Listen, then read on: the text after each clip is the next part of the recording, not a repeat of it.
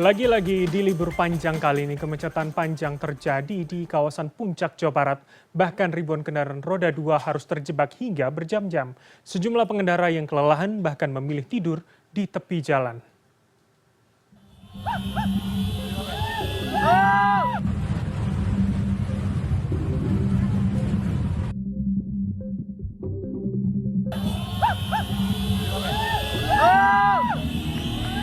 Beginilah kondisi jalur Puncak Bogor Minggu sore.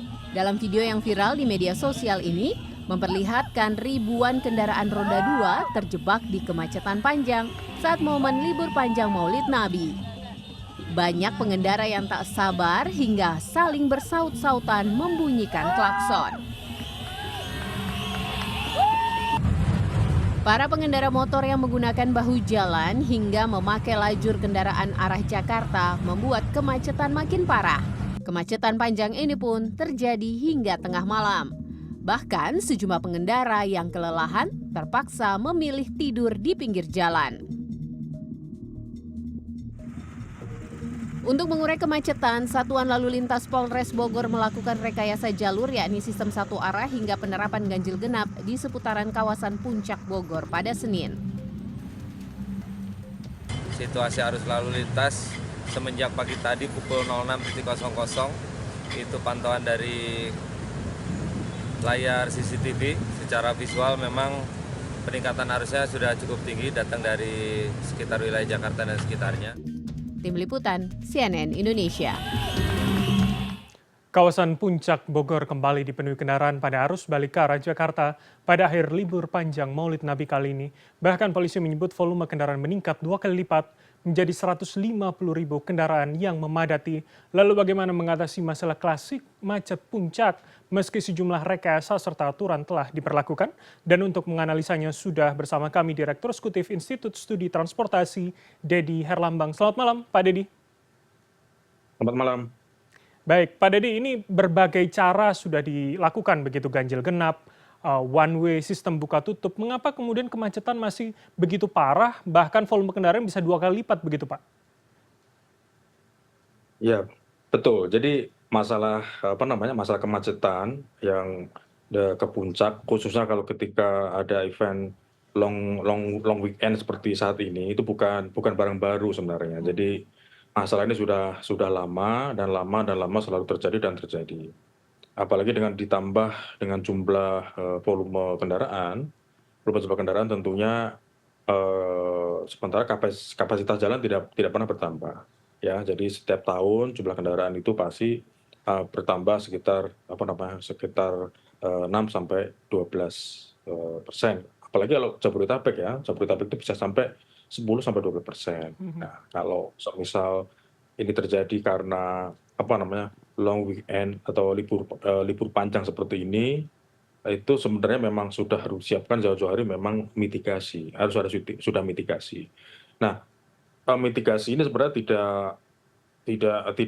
tidak baru kemarin sore, tapi sebenarnya sudah pemerintah setempat atau pemerintah lokal setempat atau Dishub dan juga kepolisian tentunya memang sudah paham bahwa bakal terjadi kemacetan akut seperti ini, bahkan sampai 16 kilometer dari Cianjur, dari arah Bogor misalnya. Itu juga sangat mengkhawatirkan. Ya memang sumber kondisi seperti ini memang fakta yang seharusnya kita tidak hanya mendesain rekayasa lalu lintas saja, tetap harus kita desain secara makro, secara holistik, secara lebih luas gitu ya. Mengapa masyarakat selalu ke puncak misalnya? Padahal sudah tahu Baik. di puncak itu ada, ya maaf tanda kutip ya, ada kuburan kemacetan misalnya di situ. Di situ ada masalah. Kalau misalnya tidak masyarakat itu tidak kreatif untuk melakukan wisata, tentunya akan selalu berduyun-duyun atau berbondong-bondong ke puncak. Dan ini harus disiasati juga, harus disosialisasi juga bahwa banyak wisata lain seharusnya tidak hanya di puncak misalnya, bisa ke Anyer misalnya, bisa ke Tanjung Lesung misalnya, jadi juga tidak harus ke sana gitu. Baik, Pak Deddy, kalau kemudian Anda mengatakan harus secara holistik, memang kan idealnya adalah soal tata ruang begitu ya, tidak hanya Bogor, tidak hanya Jakarta, tapi kawasan Jabodetabek. Tapi untuk jangka pendek, walaupun kemudian sistem buka tutup diperlakukan, yang juga disoroti adalah jalur-jalur alternatif. Apakah kemudian pengetatan pengawasan harus dilakukan, atau jangan-jangan pengetatan soal berapa jumlah yang masuk, berapa jumlah yang keluar itu harus secara teliti dan rigid begitu Pak, dilakukan lebih dalam lagi? Sebenarnya tetap susah ya kalau misalnya karena kita apa namanya, pemerintah juga tidak punya hak untuk, melarang. Mhm. Tetapi karena jumlah, volume kendaraan ini sudah overload ya, overload, sehingga memang kondisi seperti ini memang tidak bisa dihindari. Nah, jauh-jauh hari kalau semisal, apa namanya, angkutan umum massal misalnya dari tujuan apa namanya, dari Bogor menuju Puncak misalnya itu ada, mungkin mungkin bisa diminimalisasi. Tapi kalau angkutan, massal juga ternyata juga macet, juga percuma sebenarnya seperti ini, tetap tidak bisa naik. Makanya harus ada mitigasi, bahwa mitigasinya adalah bahwa ketika mulai sebenarnya macet ini sebenarnya sudah malam Minggu itu sudah mulai itu ada tanda-tanda, ada penumpukan dari Minggu itu sebenarnya sudah mulai nampak. Nah, seharusnya mulai ketika terjadi penumpukan macet itu seharusnya sudah ada mitigasi bahwa dihimbau, dianjurkan tidak ke puncak, misal hal seperti itu, atau misalnya ke puncak, misalnya harus ada istirahat dulu misalnya, di misalnya di Megabendung misalnya jangan sampai, sampai ke puncak misalnya, Oke. harus harus ditampung di situ misalnya, itu ada mitigasi seperti itu. Jadi ketika ketika hari Minggu, nah ketika peak-nya hari Minggu, ketika numpuk sehingga, ruas ruas jalan menuju puncak itu, normal itu bisa katakanlah, 70.000 kendaraan, Baik. tapi kenyataannya bisa sampai 100%, bisa sampai 150.000 lebih. Oke, Nah, Pak ini yang Deddy. jelas Mhm. akan menjadi stuck.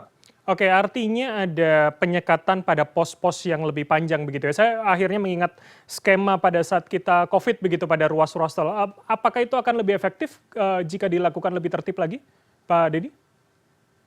Ya, sebenarnya bisa. Jadi pertama ada rekayasa lalu lintas, seperti misalnya, ganjil genap. Tetapi ganjil genap pun sepertinya juga, tidak akan menutup tidak akan menyelesaikan masalah, karena yang kemarin pun, yang one way pun ternyata sampai tadi pagi, sampai Senin pagi ternyata juga masih juga juga masih macet ya. Jadi memang solusinya memang seharusnya memang ada himbauan, ada keterbatasan misalnya, maksudnya ada dibatasi misalnya bahwa, eee jumlah yang ini sudah cukup sehingga ditutup. Sehingga,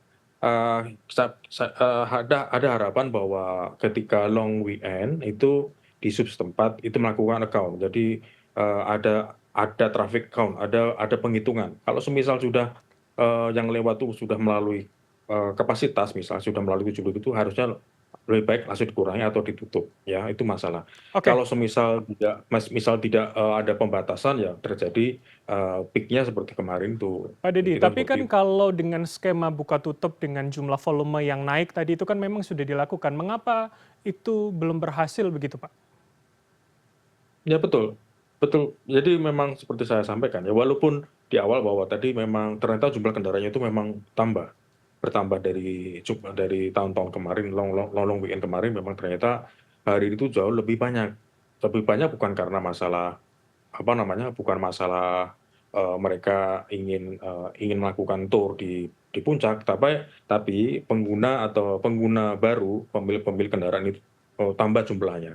Ya jumlah mobilnya juga tambah, lalu apa namanya, pengguna kendaraan roda 2 juga tambah, sehingga volume, ke Bogor yang bisanya normal, bisa dilintasi hanya 100.000 sampai 120.000, ternyata kemarin itu sudah off-road bisa sampai 150.000 lebih, sehingga apapun alasannya memang sangat sulit ya, sangat sulit. Baik, Tapi oke, memang, lebih baik untuk, mendatang memang harus ada mitigasinya jelas. oke, Ketika baik. sudah, ada account traffic misalnya sudah mencapai 80.000 yang naik, itu yang melalui tol katakanlah, itu seharusnya sudah mulai apa namanya, sudah ada himbauan untuk, dihindari lari ke puncak atau mungkin, pindah jalur misal ke arah Bandung misalnya, Baik, oke. atau melalui Cianjur ke arah lain. Oke, harapannya bukan hanya himbauan begitu ya, tapi larangan sehingga memang tidak nekat begitu naik ke arah puncak. Pak, ini yang juga menarik untuk diperhatikan. Ketika mereka terutama roda 2 begitu ya, kelelahan menunggu kemacetan berjam-jam begitu, perlukah kemudian mitigasi pula semacam pengawasan baik dari segi teknis, dari segi tim medis begitu, untuk bisa memantau adakah kemudian yang sakit, yang kelelahan pada antrian itu mengingat skema itu juga bisa diberlakukan pada saat arus mudik pada saat Lebaran begitu, Pak? Ya, seharusnya dalam pilar transportasi, dalam pilar apa rencana rencana rencana kecelakaan nasional itu ada 4 pilar KL ya, kementerian dan lembaga. Jadi apa namanya Kementerian PUPR, Kementerian Perhubungan, apa namanya lalu Kemendagri, lalu yang satu Kemenkes.